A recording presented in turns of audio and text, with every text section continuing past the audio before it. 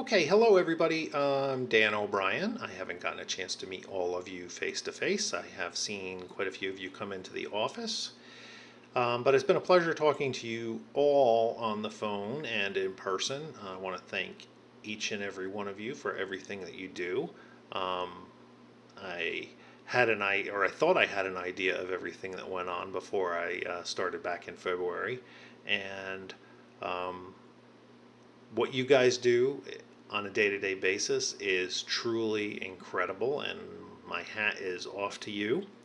Um, and what they do in the office is even more mind-blowing because I went in thinking, scheduling. It's like, a doctor's office, but no, they work their behinds off. So um, they do a phenomenal job from day to day, and I am still trying to learn and figure out what the heck I'm doing.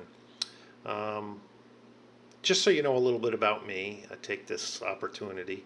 I came to Visiting Angels in February and I retired from the sheriff's office. I worked at the jail for 28 and a half years. Um, and I have a little over 30 years experience in law enforcement. Um, I really enjoyed my time there, and I really enjoyed working with people who were at the lowest points in their lives, kind of like you guys are doing now. Um, Everybody that we come in contact with is somebody's mother, brother, father, sister, and that's what I tried to live by um, throughout my career. And it's the same way for you guys. You treat um, clients every day, and you grow so close to them they become like family. I'm not saying that the inmates became like my family, but um, there's somebody who made a mistake, and I just wanted to treat them how I would want my family members treated. So that's just a little bit about me. Um, but the purpose of this video today is to show you that we need how we're going to update some of the information in Access Care to make the matches between the clients and you better. Um, so many of you have worked for Visiting Angels for so long that as changes have been made in Access Care, you've kind of lost out on getting your information in as far as the attributes that get matched up with the clients.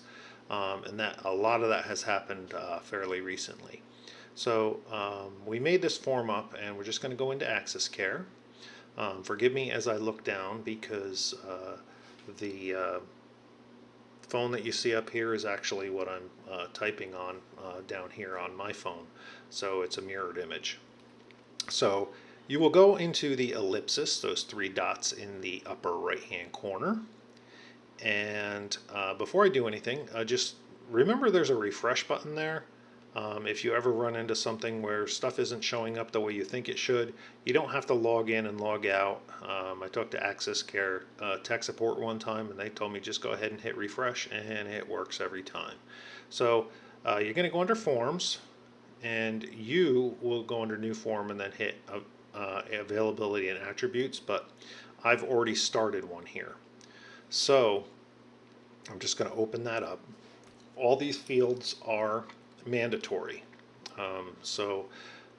If I was to blank that out and hit save, it's not going to let me save again. It's going to say, hey, that form that's required. So your availability, we have some fields in Access Care now that we can see what you type in here. It's not foolproof, but it will give us an idea as your situation changes. Please just don't go in and willy-nilly change your hours and don't let us know, because this does not tie to your calendar. It just gives us something to look at. So we are asking that you do 8A to 8P, just A to P or P to A if you're an overnight person. If you're say not available, just put not available on a day. If you put any hours, we're going to call you for any hours, so beware. If you want to work every other Sunday, or if you're available every other Sunday, type that. Overnight availability, 7 p.m. or later. Are you open to overnights? Are you available during natural disasters if one of your clients wants to shelter at home, or they need to go to a special needs shelter during hurricane season, which is rapidly approaching? Last minute substitutions, pretty much self-explanatory. Holidays, we pay time and a half. Something that we ran into today, and we have run into before. We want to know what kind of phone you have, because we do have some folks that have some disabilities, and they need some assistance with their phones. Not because they're older and they don't know how to use the phone. Like today, we ran into it and actually came up with this question to put in here, because we have a gentleman that is blind and needs assistance with his phone and paying his bills and doing what he needs to do on the phone. The attributes is what I was just talking about before. For those of you who have been here for a while, these have changed. So just run through them quick. Are you willing to work with a male, female? Do you have experience working with dementia? If you don't, you haven't been in this business for very long. Are you willing to work with somebody with communicable diseases like COVID, hepatitis, HIV? Are you willing to work with somebody who has a debilitating disease like MS, Parkinson's, ALS? And we know that those conditions will gradually get worse and worse and will require more and more hands-on. So that's something that can come into play, that you need to answer and think about what you're capable of and what your experience level is. Are you willing to work with somebody with a very demanding or challenging personality? Do you have the patience of an angel? Not all of us do. So just be honest with that and answer accordingly. Pets, we have changed quite a bit. Cats, dogs under 25 pounds, dogs over 25 pounds, birds. We're asking these because either you have allergies, you're not comfortable with large dogs, you're not comfortable with small dogs. I tell people, the newer folks coming in, don't box yourself into a corner. You can always see how the dog is, and if it's not a fit for you, you can let us know. But just don't say no just because you might not like the dog. It's just something to keep your options open. It's totally up to you. We did put this out in a Google form before, the Hoyer lift, gate belt, and transfer boards. This will help us match, since you're going to be putting these in, and all of these answers go directly into Access Care and help us with the matches. If you have experience dealing with mental illness, like I did, and I know we just had a new hire also that retired from Rikers, so we have dealt with it all. And that was actually one of my favorite type of person to deal with. It was a really good challenge, and it was enjoyable because you were helping people. Smoking in the house, smoking outside the house. Once again, don't box yourself in or box yourself out of visits. It might not be as bad as you thought. Substance abuse or consumption. If somebody's consuming alcohol or medical marijuana, this question basically is for those of you who we want to continue to support, that have had some sobriety issues, that may not want to be around some of this stuff going on in the house, even though it's legal. And then the following question is for those who have experience with those, or experience with abuse, and you may be able to lend some extra support being in that environment with those people, and it will not affect you personally. Of course, we'll never place you in a home where we know that illicit substances are, and if there are some, we would really appreciate it if you let us know. TB negative. This one is always confused. We are not expecting you to get tested every year and be TB negative. We just need this so that if you are going to go and work in the one assisted living that we know of so far that requires a negative clearance, just if you're saying yes, you're saying yes, I'm willing to have the PPD planted, and that will be at our cost if you are going to be on that case. Transportation. Are you comfortable providing transportation in the client's vehicle? Are you willing to use your own vehicle? And then this one here is a biggie that we have had some issues with lately. Are you able to transport clients that require a wheelchair or similar assistive device? I put measurements in for the average sized wheelchair, which is 44 by 38. So make sure that it will fit in your vehicle.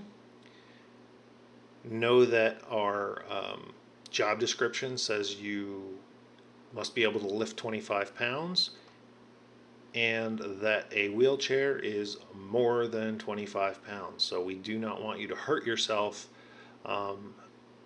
trying to get that in and out. But we just want to know if you can fit it and you are able, so that we can call on you if a client needs that. And veteran, that's just kind of a side thing.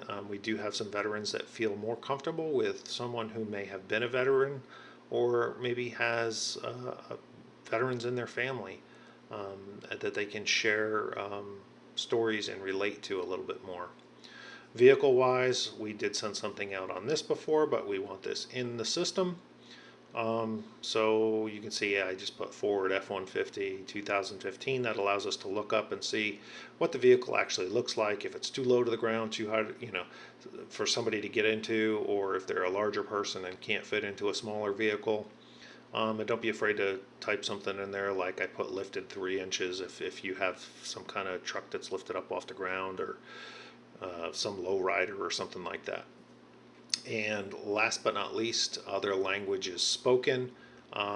We want to be able to maintain a list of everyone that speaks a foreign language, because we run into that quite frequently. We run into Italian, Spanish, Portuguese, German, and I think we even might have had a Russian. I'm not positive, but I'm pretty sure I remember that. But after you're all done, hit save. And if you ever need to go back in and change something, if your vehicle changes and that will affect your ability to transport folks, or you want to change that you can't use your vehicle anymore to transport people, something like that, just go ahead into that same form and change it. There's no reason to start a new form. It'll just update in the system. So you can go ahead and use that, and we would appreciate if you could get that filled out as soon as possible. Thank you for watching. If you have any questions, please feel free to call the office. We're always there and willing to help. We're going to be popping out some more videos as soon as we figure out the Paylocity stuff. I've been on the phone with them for probably going on a week and a half now, trying to figure out the W-4s and the direct deposits that you are supposed to be able to do on your own. And that should be coming together very, very soon. We're getting some help from the payroll people, not the Paylocity people, but the folks that process it before it gets to Paylocity. So we're looking to provide you with some help there. One other thing that we're exploring is a closed Facebook group, so that we can share information, not necessarily client information, but some of the how-tos, what we're looking for, what we can do better, what you guys might want from us, and anything to congratulations, happy birthday, uh, great job, anything you can think of. We're open to any suggestions. Shoot them to me. I'm of the mindset that there's always an easier way and there's always a better way. And I want to work smarter and not harder alongside of all you, because you already work hard enough. So if you have any ideas, give me a holler, shoot me an email. But I look forward to continuing to work with you, and I hope you have a very wonderful Visiting Angels Day. Talk to you later. Bye bye.